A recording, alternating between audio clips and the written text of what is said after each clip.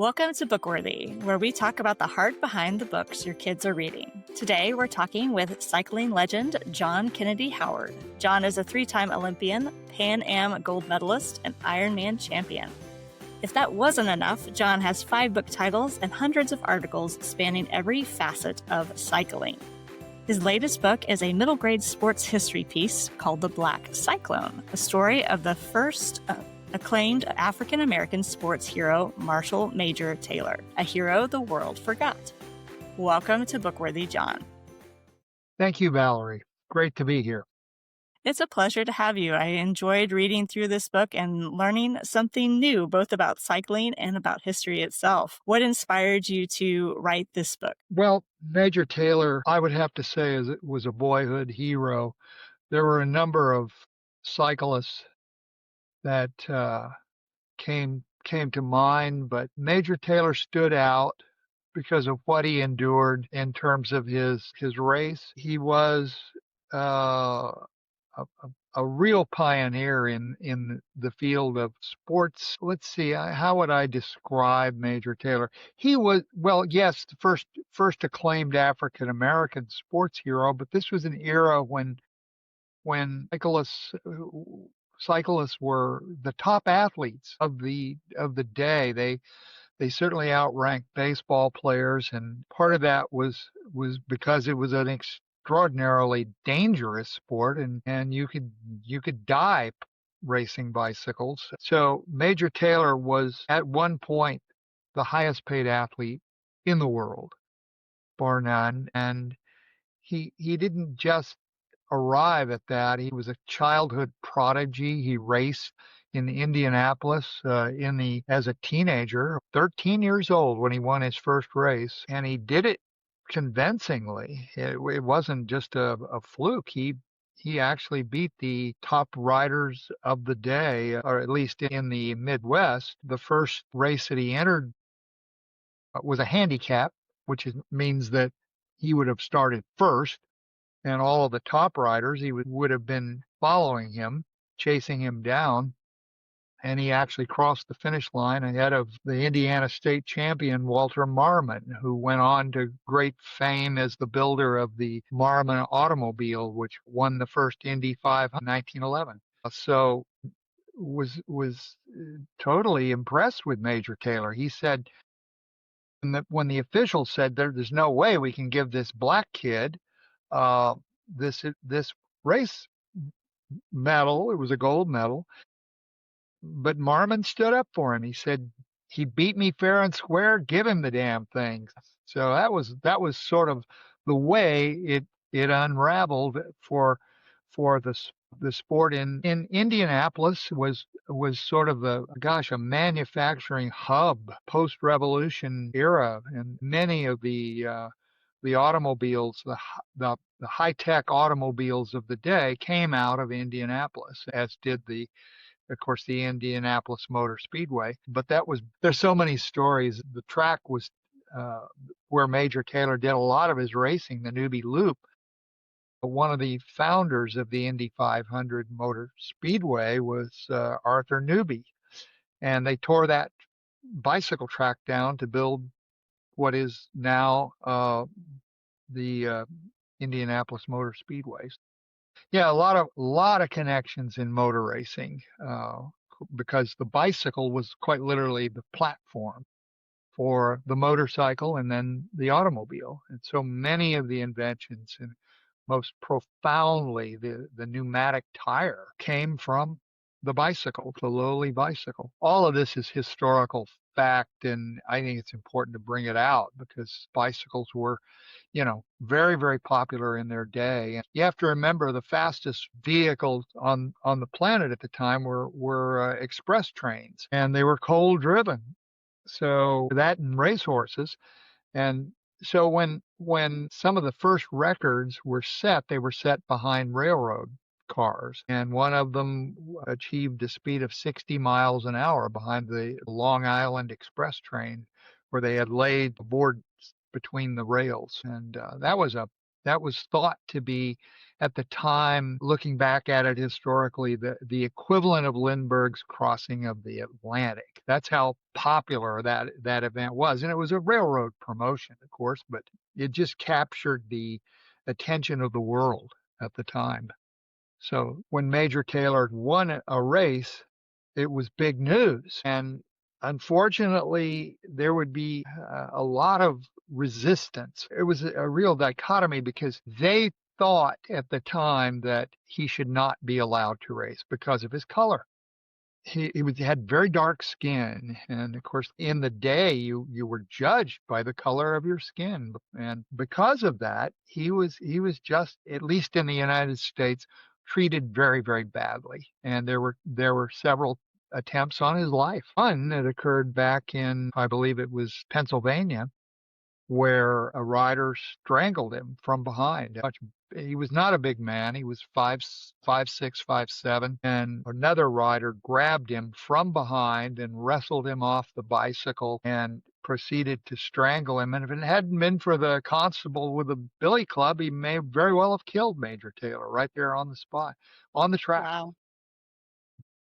So this is sort of the what he had to endure in order to win first the national championship in 1898, and then the world championship in Montreal, Canada, in 1899.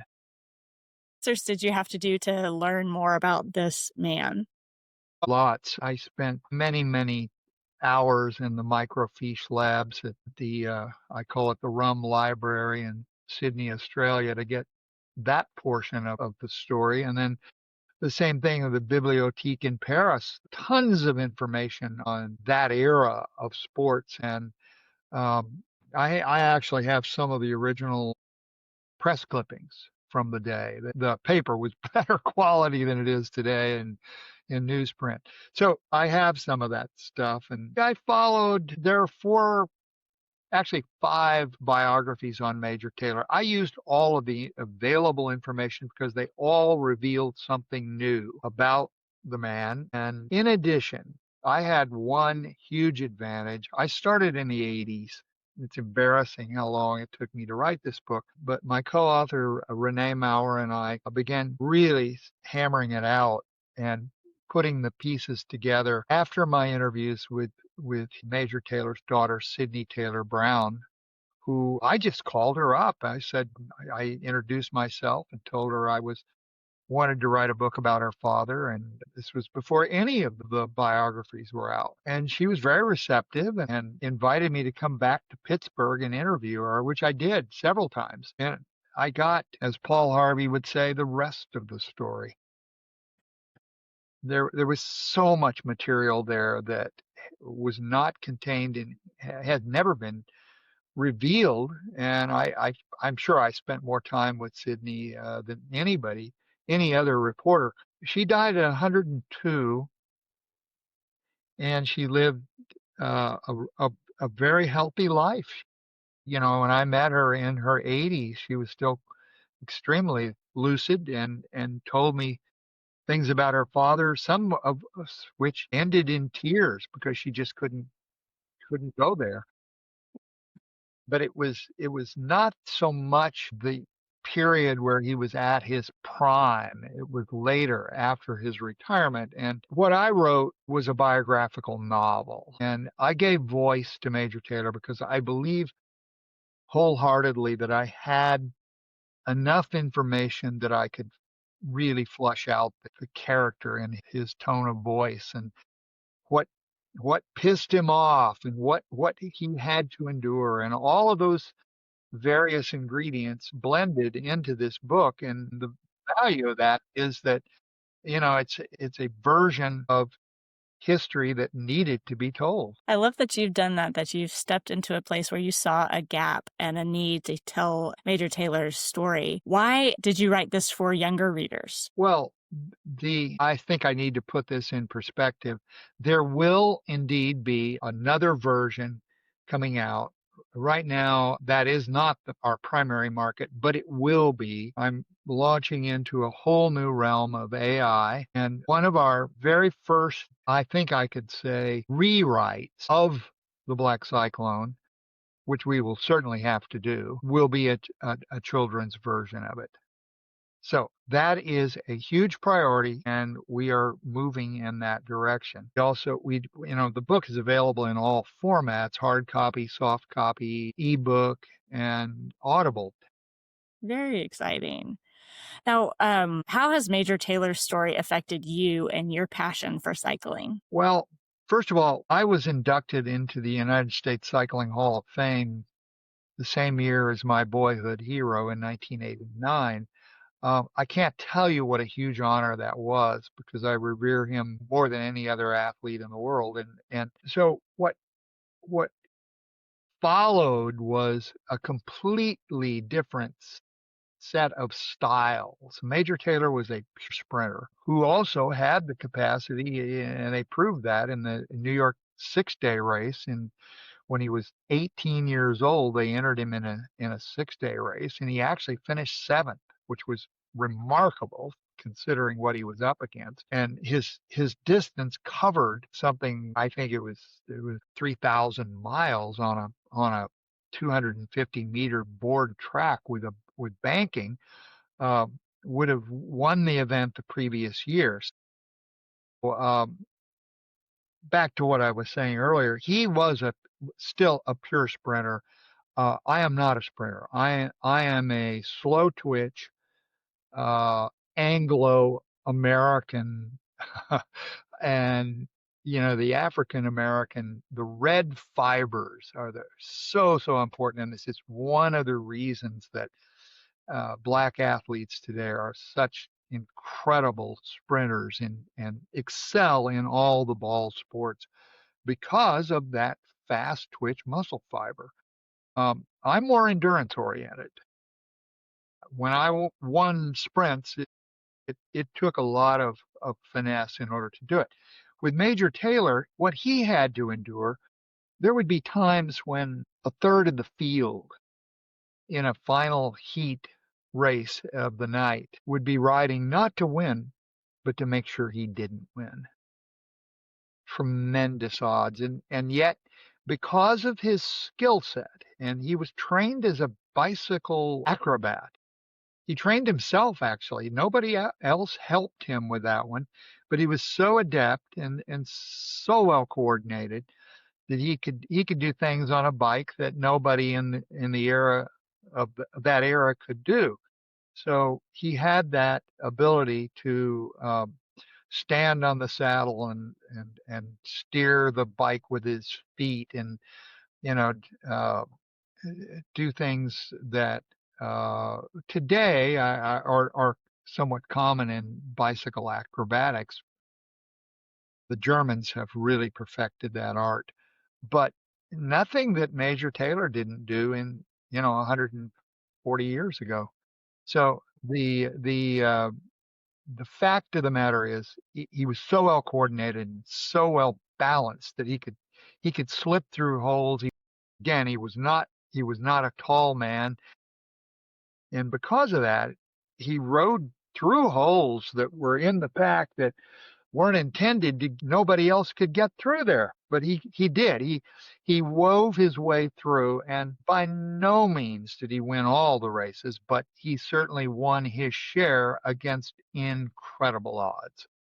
So I give him credit for that. Eventually, he realized that the racism that he was enduring in the US was not to be the case in Europe. He negotiated a contract, took him 2 years to negotiate a contract with, let's see, who would that have been? The French promoter, Victor Briere. And that was important because when the first contract was spelled out, it required him to race on Sundays. Now, Major Taylor was a Christian. He didn't believe in that. He promised his mother on her deathbed, literally, that he would never race on the Sabbath. And he didn't until the very end of his career, when they finally held his feet to the fire and said, if you don't race on Sunday, you won't race, period. But before that, this is important that cycling was big in Europe. I mean, it was as big in Europe, throughout Europe, as it was in much, actually bigger than in America. And they changed the entire structure of bicycle racing to accommodate him. And that meant, I think there's a fair amount of truth to this. They loved their opera on Saturdays and they went to bicycle races on Sunday. And that's how it went. That's the preferred method. Well, they had to change that to accommodate the champion of the world. And they did. Yeah, and that lasted. I'm really getting ahead of myself here, and I probably shouldn't do this, but at the end of his career, he had been beaten up, and his career was very long. It was 10 years he stayed at the top of the sport, but it eventually got to him. And when the announcement was made, well, you're not winning as many races as you used to, so we're going to just tell you straight away, you've got to change your pattern.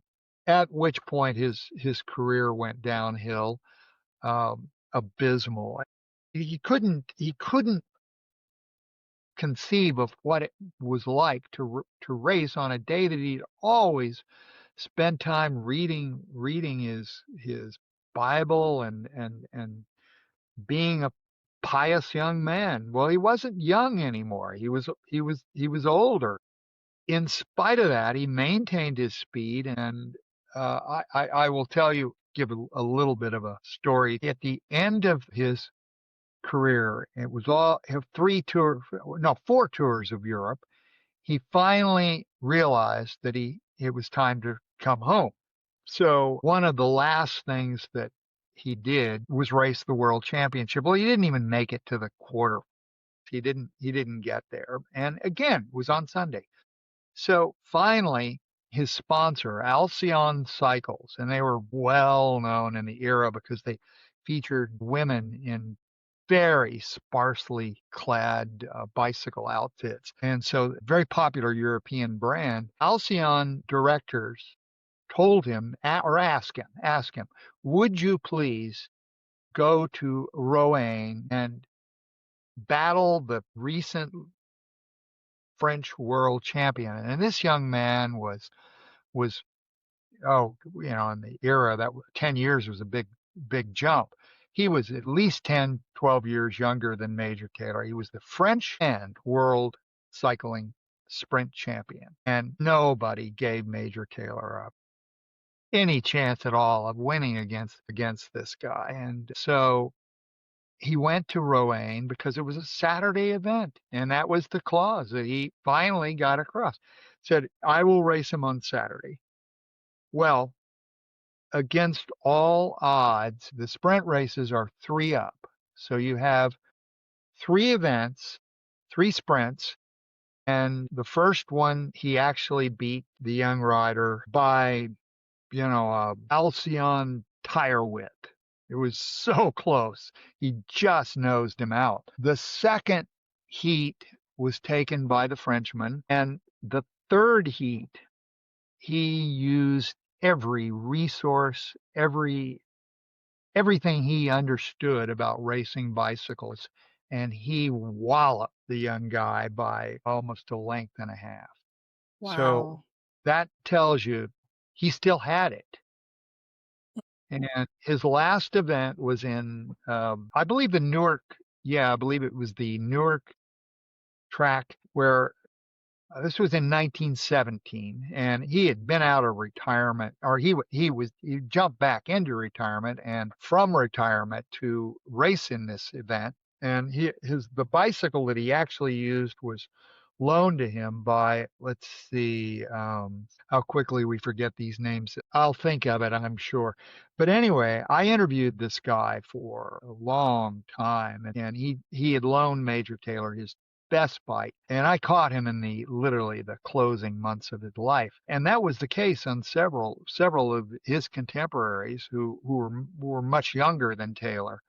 But he loaned him the bike, and Taylor dominated it. He just ate it up. And, he wasn't going to live that much longer after that. I would think he was probably about 50 years old at the time. So he came back. He did what he needed to do. He walloped all of the riders, the old timers of that era, and that was, of course, the last time he ever sat on a bicycle, I think.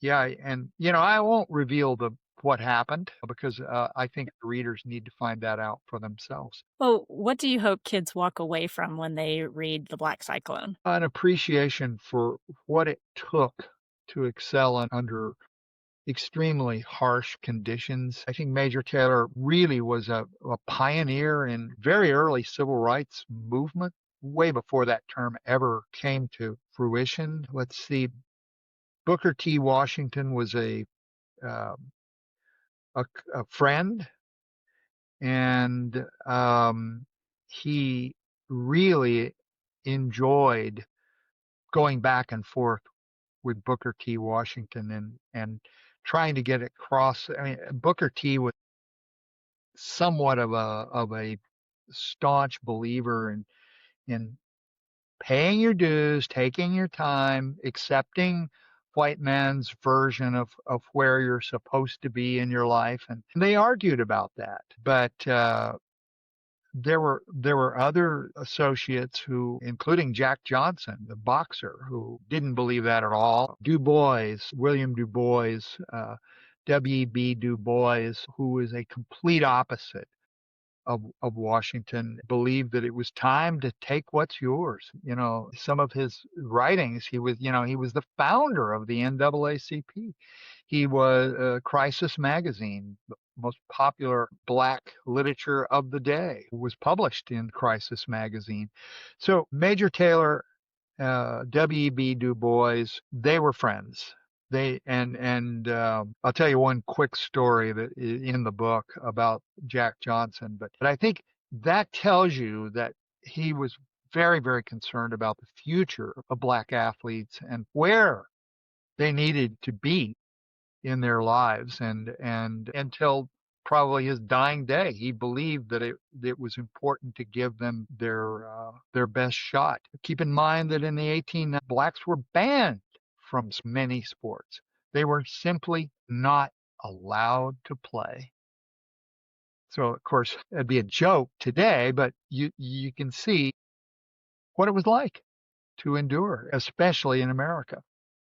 I think it's really important for kids growing up right now in a where we're still talking about civil rights. We're still talking about how we're treated by race and gender and all that. And I think that it's important for kids to see the kind of where our culture has come from, which it's amazing to see from, 1900 to today. There has been an amazing steps forward, but there's still a lot of room to continue to bridge that gap and to heal from, just those past atrocities and hard things that have happened in just so many different people's lives. And I love that this story kind of gives light to that for young kids to kind of explore what it was like to be a young African American athlete and what that was truly like. Because it's a different world now, but there are lots of similarities.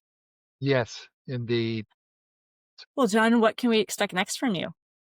Well, I'm working on my own biographical or autobiographical piece that will include some of the most, I promise, amazing stories, and tracing it back to a goblin era when things were not right with me, and I felt like I needed to, without going into some of the lugubrious details. Some things happened to me in my youth that I feel like it's time to tell what happened. And so, yeah, I'm going to do that. And there'll be uplifting pieces of it too, but it'll be short stories. And I'm working on that one. Yeah, that's coming, but I'm in no rush to finish. The books that I've written in the past, all five of them, five of the six, have all been under deadline, and I cannot write that way. It just doesn't flow. One of my books, which I did for Human Kinetics, called Mastering Cycling,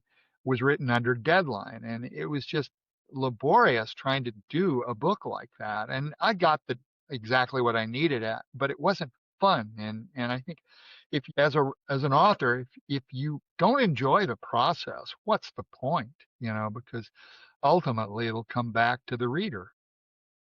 They'll feel it through the words, won't they? If the author doesn't really enjoy what they're doing, for certain. Yes. Well, where can people find out more about you and your books?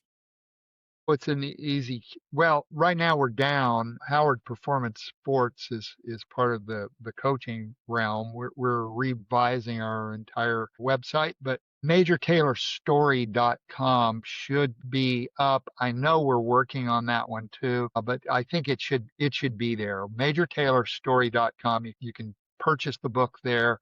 You can get it at Barnes and Noble. You can get it certainly at Amazon.